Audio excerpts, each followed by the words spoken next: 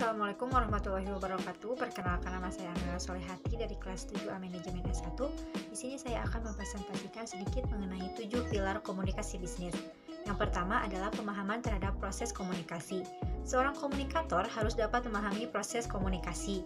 Salah satunya bagaimana dalam menyusun pesan yang terarah dan bagaimana dalam memahami para komunikan.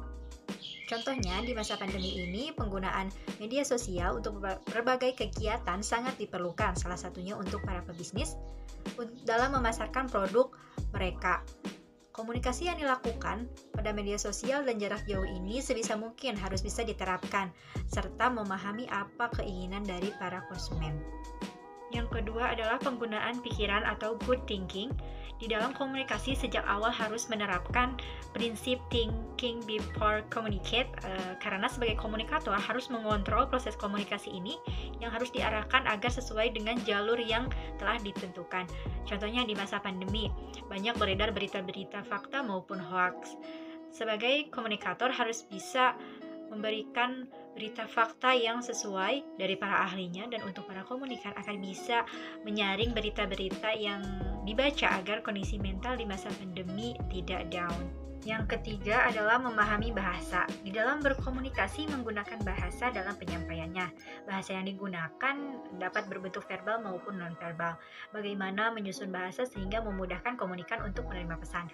Jadi salah satu contohnya, jika ada pemberitaan media lokal daerah, misalnya di Jawa, sebisa mungkin para jurnalis itu harus menggunakan bahasa nasional, yaitu bahasa Indonesia, untuk memberitakan berita tersebut, karena para komunikan mungkin yang membaca atau yang menerima berita itu adalah dari seluruh wilayah Indonesia. Yang keempat adalah kejelasan pesan.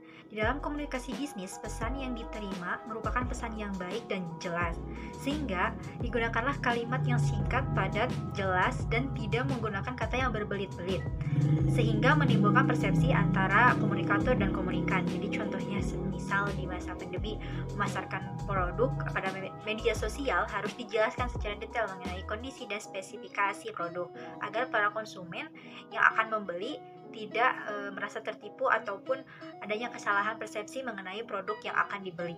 Yang kelima adalah daya persuasif, atau kemampuan persuasif ini adalah kebutuhan dasar dari komunikasi bisnis, yang dimana komunikator mampu meyakinkan audiens agar pesan atau ide yang disampaikan ini sesuai dengan jalur yang telah ditentukan.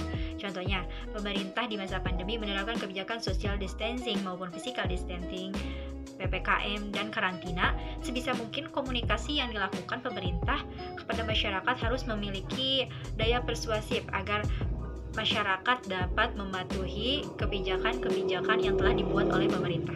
Yang keenam adalah kelengkapan pesan. Pesan yang disampaikan oleh komunikator harus lengkap dan jelas. Kelengkapan ini agar komunikasi berjalan secara efektif. Diusahakan komunikator tidak menahan dan menyembunyikan data. Jadi contohnya, di masa pandemi para konsumen membutuhkan masker untuk kegiatan sehari-hari. Banyak pedagang yang menahan atau menimbun masker agar bisa dijual ketika harga naik. Para pedagang memasarkan atau memberikan informasi palsu kepada para konsumen. Hal itu tidak efektif karena itu akan berpengaruh untuk kesehatan para konsumen yang membutuhkan masker, sekalipun hal itu dapat menguntungkan bagi dirinya sendiri. Yang terakhir, yang ketujuh adalah keinginan baik atau itikat baik, atau goodwill. Suatu perusahaan apapun yang ditawarkan harus diiringi dengan niat baik terhadap konsumen, harus bertanggung jawab dan tidak boleh merugikan masyarakat. Contohnya, di masa pandemi, goodwill adalah sesuatu yang sangat penting diperlihatkan, karena jika hubungan kita dengan masyarakat jelek akan berpengaruh terhadap citra perusahaan kita nanti untuk kedepannya. Mungkin sekian hanya yang dapat saya sampaikan. Mohon maaf bila ada kesalahan. Saya masih dalam tahap belajar. Wassalamualaikum warahmatullahi wabarakatuh.